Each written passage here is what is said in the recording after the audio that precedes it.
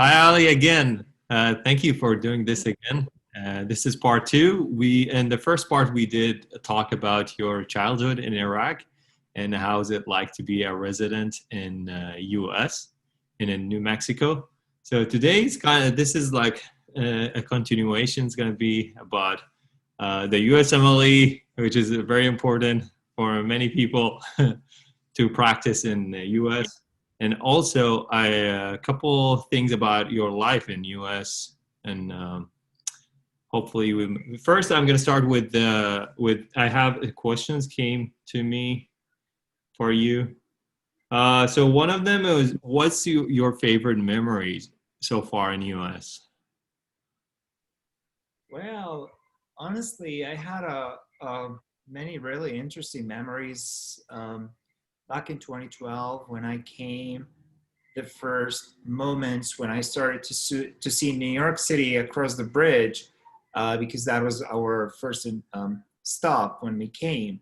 It Mhm. was really interesting to see like the whole Manhattan over the bridge, and it's just was really kind of a memorable thing to remember.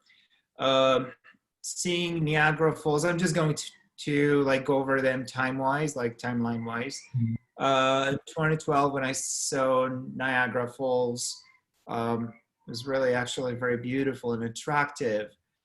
Was a completely different feeling. You see like the border of the United States and Canada. Mhm. It was such a really beautiful experience. Wow. Um, the most memorable, I would say, was the match day. Okay. That was that's the most valuable memory Yes. because that's when, especially, it's not when you get told where you're going to do your residencies. The first Friday, the first it's like I think it was 15th of March, where you get to be told that hey, you are matched or not. Okay. That feeling where you feel that hey, you've made it, Yes. you've like all your hard work had paid off already, and starts to feel it does not matter where you're going to go to, where you will be ending up in any states. You're just that feeling, Yeah. you know It's where you have like a lot of uncertainty until at that point, like and you're like officially a physician in this country. You all your dreams, your hard days, hard nights, lonely nights back in Jordan, lonely nights here, 6 years away from my family, all those kind of things like gets concluded in one email from ECFMG telling you, hey, you got mashed. wow. That feeling was so different out of everything. Unfortunately, we didn't have many, as Iraqis, many nice memories in our life. So Yes. there's nothing in life I would say, um, would maybe like some people would say the first moments they fell in love, the first moments they married, that like whatever. I've never experienced those, but I mean that memory itself was, I don't think anything would come and would be better than it, Yeah. because it's nice to feel all your hard work come to the point where this is the outcome. This is the moment of seeing your outcome. Yeah. Also, actually coming to the US in 2017, after being a refugee for 3 years in Jordan, Mhm. it was such a big feeling, because after waiting and being stuck in Jordan for 3 years as a refugee, uh, and then making it to the US was astonishing. I landed in Los Angeles and spent a couple of years there. I lived in San Francisco Bay Area. I had really many beautiful memories, despite how hard it is and how it was very challenging to be engaged in the community.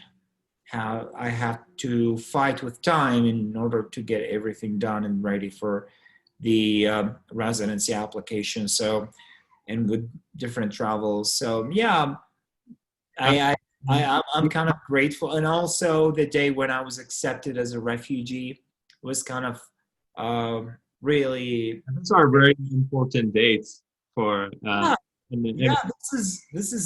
You're absolutely right, and this is what I kind of feel really grateful to this country yes. because it secured a decent job for me, um, decent, I would say, appreciation for my efforts, uh, feeling of security, which I missed a lot for many years. Yeah, And many people here in this country take it for granted, but it's really invaluable thing until like when you don't have it and you don't realize how important that feeling of security and you waking up and it's like a normal human being. it's true, it's true. It's actually not only that. totally included. This especially the COVID-19 when it came kind of made us realize how many things we were having and we didn't know the value. Yeah, yeah. Honestly, myself, It wrecked our life. yeah. I mean now, I mean life sucks now, honestly, because But hopefully, we have to be hopeful. Hopefully, things will go back to better than normal, and people get their jobs back, and hopefully, it's better. We passed the hardest time because now we are better prepared. Hopefully for a future pandemic because we know what we were deficient here in I think this is in in all professions right now. Even like jobs they had to adjust to the new norm. So hopefully we don't have to deal with this again. So I'm gonna move into the second question. One question is asking about how is it your day? What's your daily schedule look like as a resident maybe, and maybe when you were back as a medical student. Like just briefly, if you can just explain how do you manage your time? so back at home, my day used to be kind of a little bit routine, nothing like special about it.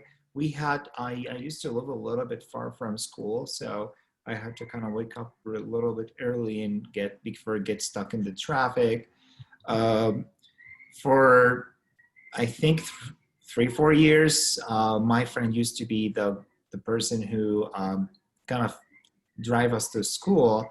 Uh, Funny little thing, I did not learn how to drive until I came to the US, which is kind of a Wow. funny thing. Yeah, I started to drive when I was like, what, 28? Well, you missed the hardest part about driving in Iraq. It was really Yeah, like now I'm very used to the system, like changing lanes, like yeah, operating the flashers. But yeah, I don't know if I would say I missed it because a lot of people keep suffering out of it. But yeah, I did not drive in Iraq. I did not drive at all. Um, so. uh, How do you like? So you wake up at what time? We usually. so I wake up usually I would say 6 a.m. Okay. Get ready to leave the house at 6:40, 6:45. Uh, the commute was about like 40 45 minutes, and Wow. then uh, after that, yeah, it was Oh, that's quite. long. Yeah, it was long. So we used to during the last years of school, we basically used to attend the clinical sessions and go to the hospital early in the morning, start to take history and examination of the patients and get ready for the rounds. Then go to the side room conference room in Baghdad Medical City and wait for the attending, and then present our cases and start the clinical discussion. And then we do the tour on the patients, which is kind of similar to what we do here in the States. We go see the patients together, start discussing more stuff. And the only different thing, we don't have to write notes back at home. Yeah. Like here, we have to go back and start typing all the notes in the Word. Yeah. So we go examine the patients together. Education kind of gets embedded during our tour, our discussion, our presentation. And I got to do one of my favorite rotations were uh, internal medicine. I really liked it. That was my favorite, and part of it actually was neurology. Like we spent 2 weeks of neurology. Uh, that was my golden period because that was kind of like I was really enjoying what I was doing. Yeah. Also, yeah, where's that? No, I mean, it just. Yeah. So neurosurgery rotation was great. I loved it, and orthopedic surgery as well. Those were my favorite. My least favorite were pediatrics. Don't say that. It's my list. I cannot deny that. I have no clue when it comes to children, Oh, and I liked gynecology a lot. oh. Actually, it was my second highest score back in medical school. I really love So, OBGYN. and then you go back after going to classes, clinics. Do you go home, or how do you organize your day? Okay, this is the fun part. So I go home. I love music a lot. Uh, Like, what's that with all the love for Kadam Sahar? yes, dude. This is my childhood idol, my future, current, everything. He's the idol of all times to me. He's I he actually it's there's a spiritual connection to his music Okay.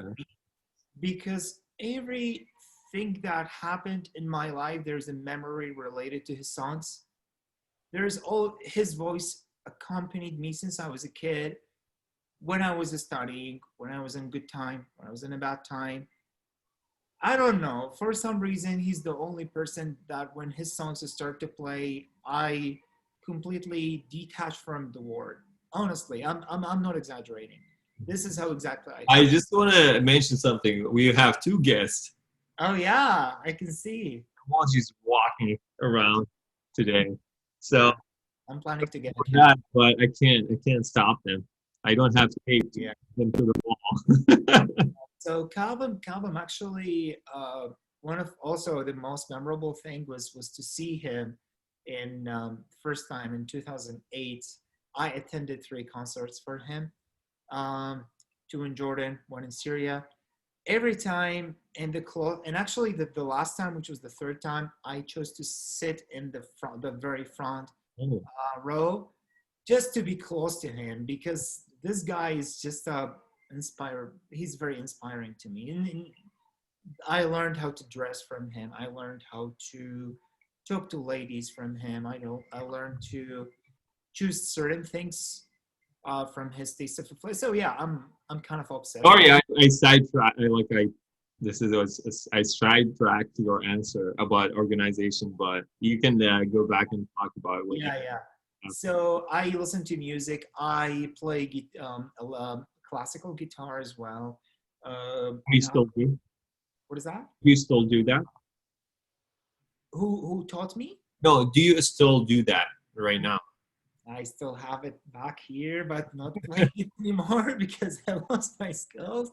But kind of, I mean, still knows the basics and basic songs, I guess, but not like as I used to be. I used to be much better than what I'm now.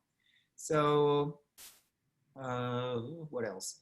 Listen to music, watch movies, watch series. This is after you come back from school. So Yes. music, movie. Yes, yeah. I mean, not right away, but like used to study, of course, and get ready. But I used to, and still I have this bad habit of sleeping very few hours. I sleep usually at 1 a.m. in the morning and wake up like at 6. So I've never had that feeling of sleeping more than 6 hours, 7 hours. So yeah, listen to music a little bit.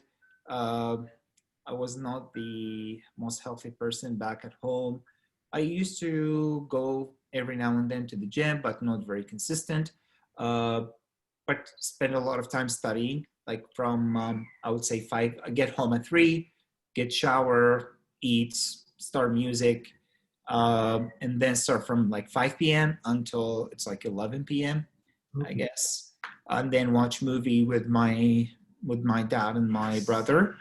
I used to be kind of like the entertainment uh, responsible for person at home.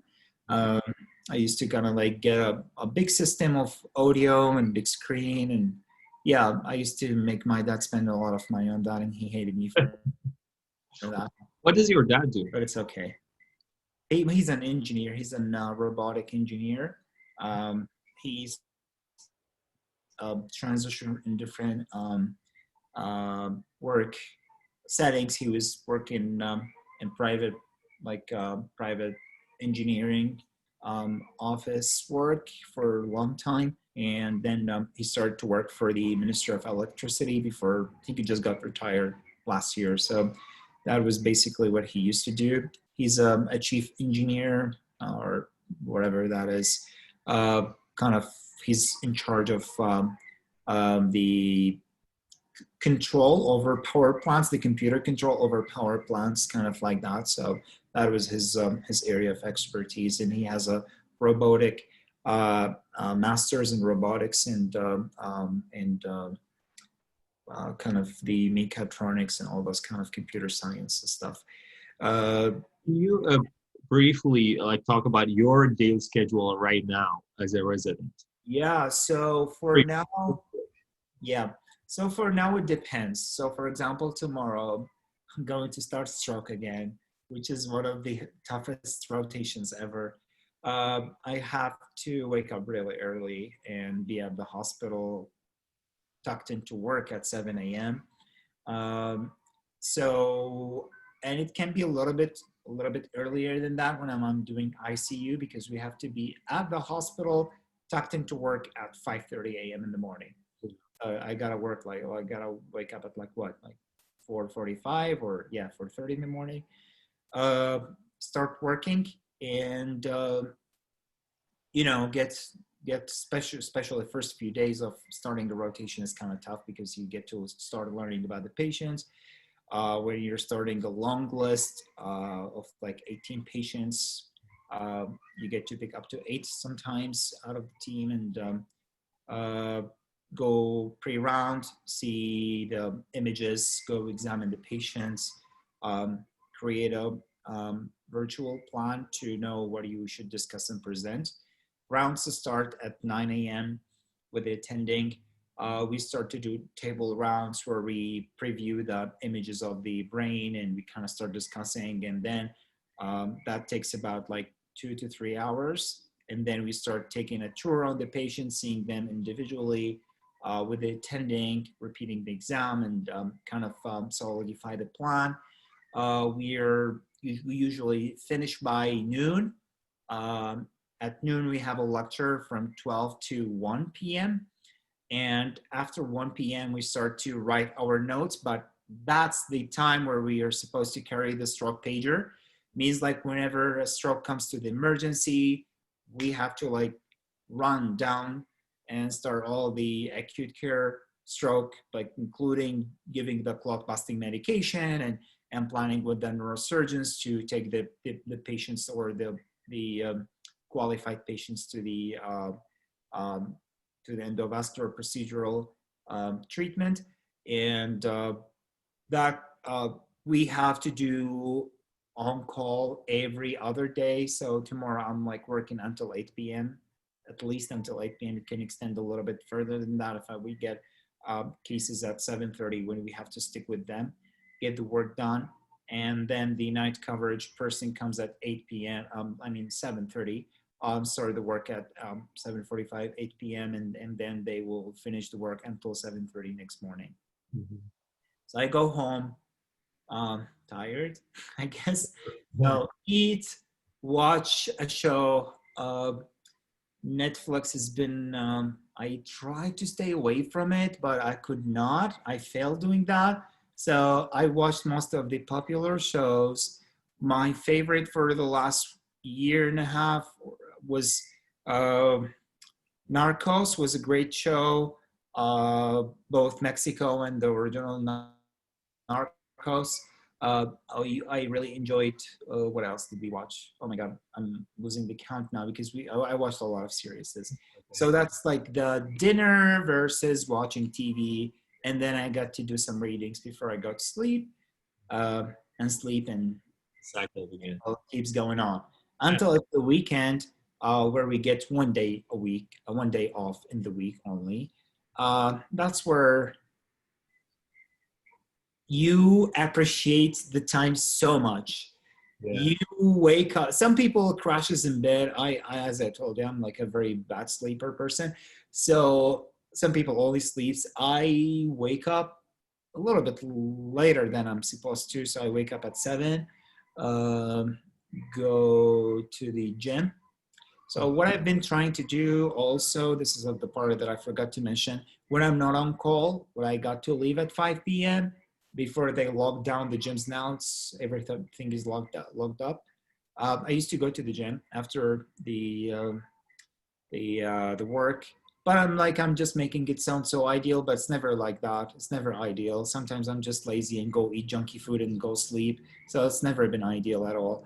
Uh, Hard. It's really hard to Yeah, keep. absolutely, absolutely. You get sometimes really tough days where you don't even have time to eat. Like seriously, and time flies. Time flies at the hospital in a crazy way.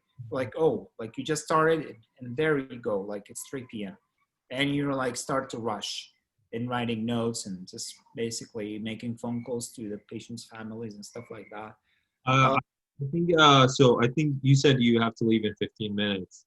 oh, okay, You want to you want to hold you because you have other obligations to go to. So I'm just gonna move into. I think we need to talk about the USMLE. Uh, sure, I sure. I the step one. When did you start? How long did you study for it? Are you comfortable with sharing your scores? Absolutely. No, Uh, no, I'm totally open to that. So, okay. so basically, in the USMLE step one, I started warming up. The warm up took me longer than the actual studying itself. So it took me like what? Oh, I would say I started in August 2015, kind of warming up, which was just wasting time. And actual like studying was about 9 months, I would say, from January of 2016 until I took the test in September. I was actually really studying really hard back in Jordan with a lot of ambiguity about what I'm supposed to do next step because that was kind of my biggest problem actually. My scores were average. They were not super crazily high because I was not actually kind of the fear was bigger than anything at that time because I still don't know if I would be ending up in the U.S. or not. So then I stopped studying because I said until I get a final decision that I'm going to go to the United States, I'm not going to keep doing all those testing. So I stopped in September 2016, started to work, and actually in 2017, I was able to make it to the States in May and started like a few weeks after I arrived, after I applied to the immigration, started studying from June 2017 until December 2017. I took my step two CK, and then a month and a half after, I went to Houston to train for the step two CS. Um, my best perform. After 2 months, you said sorry. Yeah, a month and a half. I'm less than 2 months actually. Less than 2 months, a month and a half. I did the step two CS in Houston. That was that test is my favorite actually. I loved it. I really loved it because it was practical. You get to dress the lab coat. You feel like your doctor. You're really touching patients, or I would say actors. Yeah. But yeah, but that test was so fun. Actually, I loved it, and I got to try really good food in Texas, in Houston, Texas. Yeah, so it was kind of it's always difficult because I got to travel, move to a state, stay for a month, and study and get prepared everything, and go to a test within like 45 days. It was a hustle. It was crazy, but you know USMLE needs my best advice to whoever is going to watch this video, who's planning to do this journey. Please, please, please don't lie to yourself by saying that I will study. Go ahead and book a test day and start right away. That's the best way where you can catch yourself and dedicate yourself to studying, is to book a test appointment. Don't just, oh, I will book whenever I feel ready, because you'll never be ready enough. There's no such a thing. What Because, resources did you use? what's that? What resources did you use to prepare for the exam? So, resources for step one, usually first aid, whatever makes you comfortable. This is what I would say. This is the best way to formulate it when I'm like looking back at time. So you have the first aid. This is your Bible, okay? Whatever makes you comfortable going through our first aid, use it. But don't be like spending too much time on what gets you comfortable to the first aid, because that's the mistake that a lot of people do. Reading all the Kaplan books, reading all the preparation books to qualify you to first aid. No, this is too much, because you're gonna forget it. I have a photo memory, and which is terrible. And it can be good, can be bad, because once you stick things in your head, you're not gonna forget it. But how to get them in your head takes a long time. So if you have a photo memory and you take a while in memorizing stuff, the best way is to uh, start first aid sooner rather than later. Make sure you master it very well. Every single word in this book, I will never see a book in my life that's like first aid book, the USMLE first aid. Nothing beats this book, because every word that has been placed in that book, the authors have thought about it 1,000 times before putting it. So don't skip a word. Never, ever. Even if you're like dying when you're studying, you have to go through it, because a question had come to make them put that text in that book. So, question, you said you got average scores. Is that only for step one or both? Both, both. My scores were average for both. Yes, my So, scores.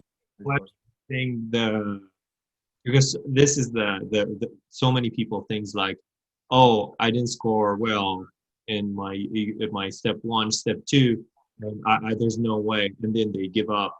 And what do you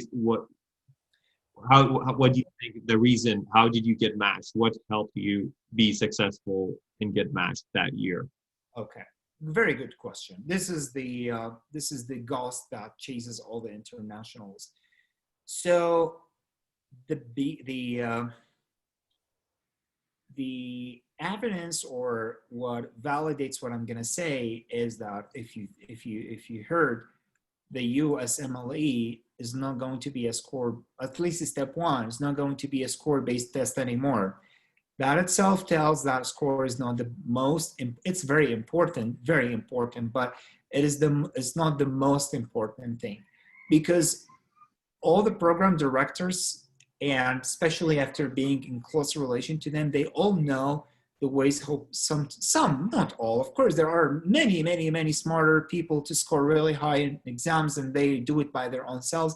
But unfortunately, the questions has been circulated around many people out there, and that's why you see a lot of people who score really high, but they're not actually very smart in terms of clinical practice.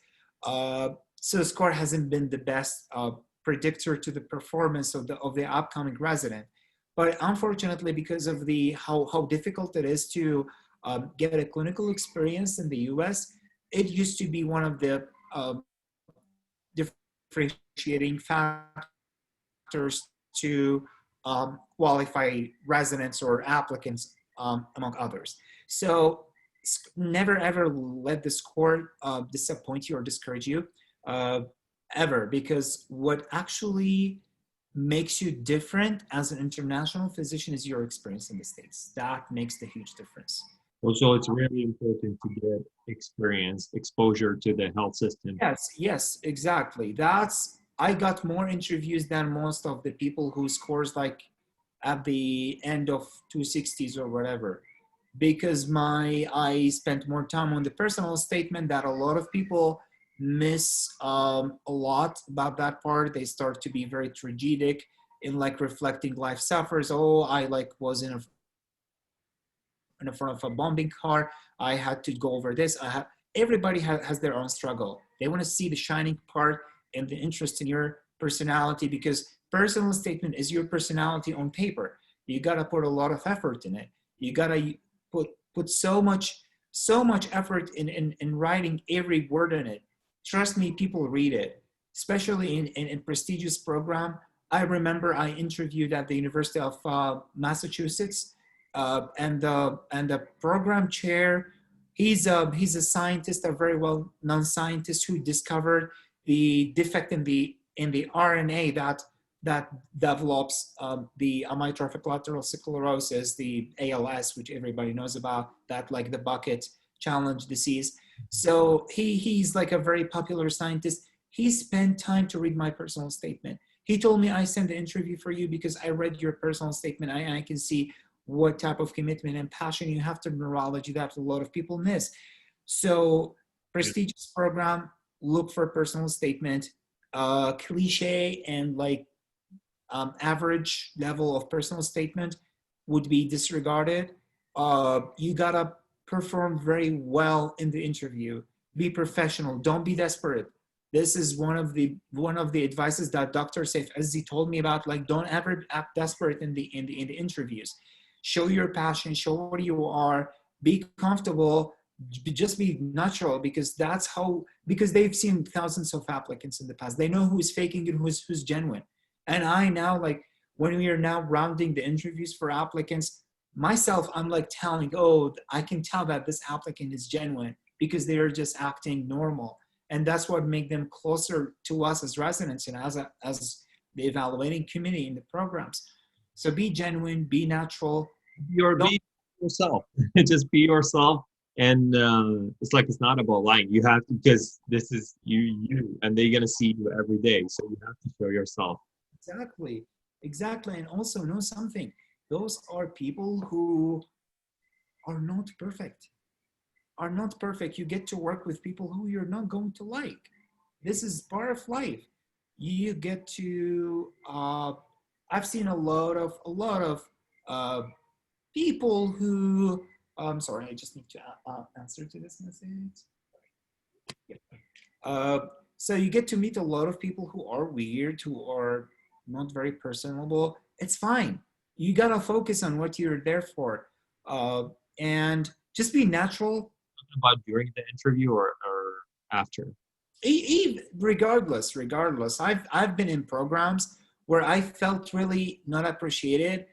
Like, I've seen a program, like I went to UT San Antonio, um, University of Texas in San Antonio Hospital. The program director was very humble to the point he was opening the door to us.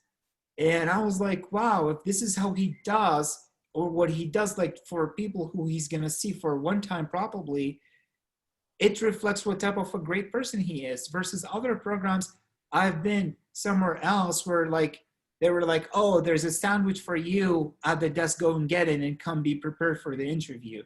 Like, you can tell how much they appreciate. You can tell what type of appreciation they have for their residents, which is very important, because trust me, because people, especially in my country, in Iraqi internationals, they think, oh, you're going to be the king of the kings when you will go and be a resident. No.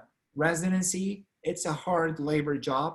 It's a really intense, it's really, really, really hardcore job, way more than you can expect. But it's not a deadly job, it's doable.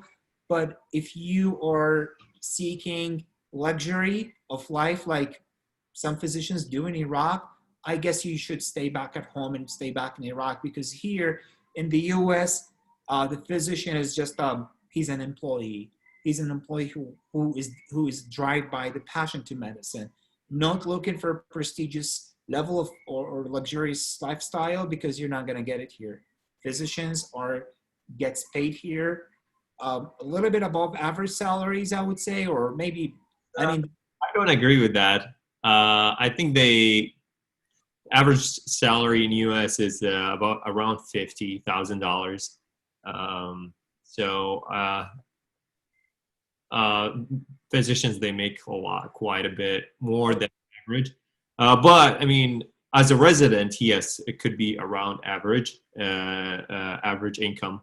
But you can see it this way, and I can tell you the other way about it, because if you see how many years you will be spending preparing, doing residency, doing fellowship, if you kind of like cut them off and spreading them over years, it's going to be it's I'm telling you, it's a decent paid job. I'm not saying, but if you are coming to the US seeking money, This should be. it's not the job for you.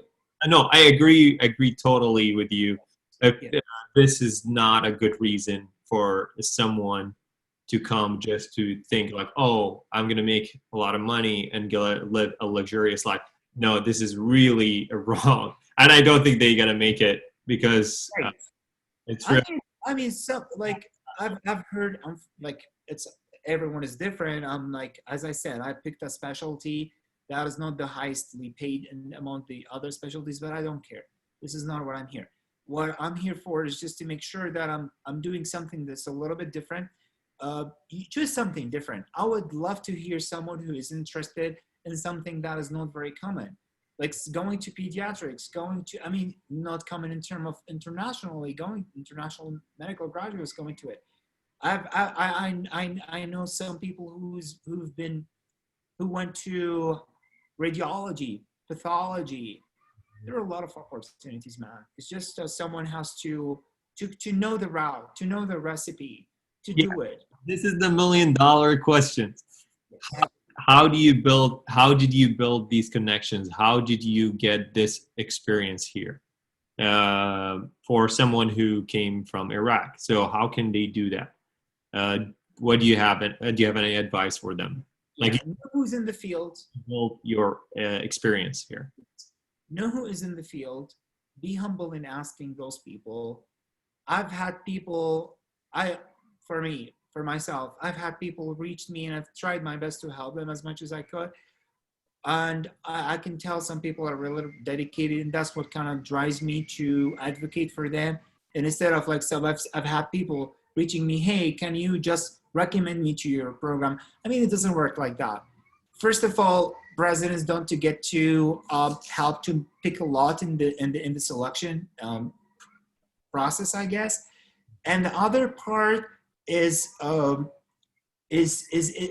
nobody can advocate for you in the U.S. without knowing you personally, working with you. This is a liability no one is going to take. I agree. It's actually there are sometimes some people get in trouble if you like if you recommend someone and they're really not good. You cannot predict people, by the way. You cannot, because people at work are different from themselves where they're outside the work environment. So still, like, you gotta show your passion. I don't want everybody to do like me, or maybe people can do better than me. But in order for me to meet Dr. Saif Azzi, I had to drive 9 hours from San Francisco to Los Angeles to meet him in the American Academy of Neurology. And I told him, hey, like, I really, really want to do neurology for residency. Please guide me to what you think is right. I tried to be a good listener to what he said. Everything he said was absolutely 100% right. I followed it to the point and I was able to make it. So know and ask the right people. Know who has been pioneer successful in the branch, and you will find. How do you know that? So you have LinkedIn is a really good source of connection for professional people. You have, I guess, Facebook, probably. There are some like groups for professionals. You have what else? Ask people. Ask whoever is here. We have a quote in Arabic, which means, like, it says, "Man sara ala darbi wasal." Whoever walks at the right pathway will get there. You will get there if you keep working hard. If you want the hanging fruit, it's not going to be something that is going to be like all the time there. No, I don't think it works this way. And unfortunately, a lot of people think, hey, because this guy is in the program, oh, I have a definite or guaranteed match. It doesn't work like that. Never ever work like that. we had many instances where we had unfortunately some residents who kind of burned kind of the rest of the residents because of their behavior. So always be professional, always be nice, be humble when you ask for help. We get to I don't mean like begging people. You don't have to beg people, but be professional in asking. Don't like throw your AC number or whatever. It's like, hey, help me, advocate for me to get an interview. That doesn't work like that.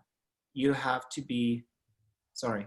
You, Yeah, so that's actually what I would say are the most valuable the advices to make sure you got to secure a residency spot. I really wish all the best luck for everyone who's coming. It's it. I mean, it is really hard to be here, but eventually you will guys make it.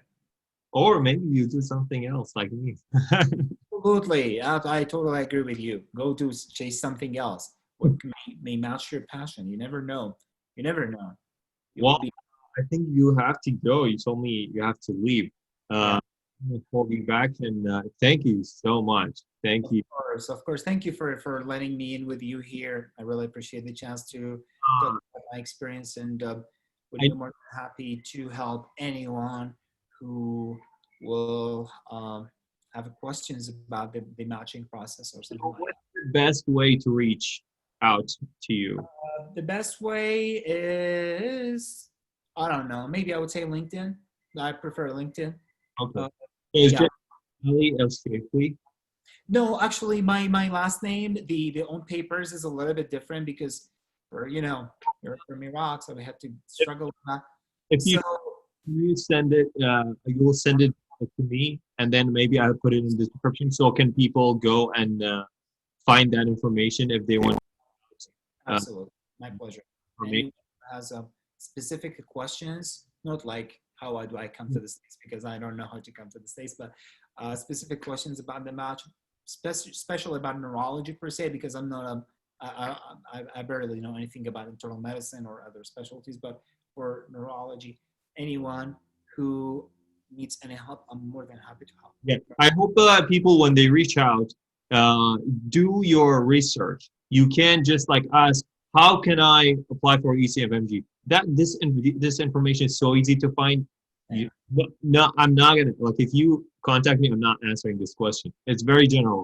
If it's very specific, that's when you ask the question absolutely. because we don't have time. We have other things to do. I mean, we don't just get to get the information out and help people as much as possible. And thank you, Ali, again. Thank And you. I know that you wanted to talk more about different topics. Maybe we will do another one. If Pleasure. you Yeah. in the future, we don't have to do it in the really near future. Sure. Maybe I'm sure we will meet back again. All right. Thank you so much. I Thank will you. put your information in the description of the video. And yeah, thank you. Thank you so much, and good luck with your school. Good luck with your YouTube channel. Thank It's really great that someone is thinking of like exposing other people. And I actually really myself looking forward to hear other people experience, you. Yeah. and also to make you know a little bit of some of the great people that I told you about. Yeah. They have their own great experience as well. I can't wait. Well, thank you and have a good night. Yeah, bye bye. You too. Have a good night.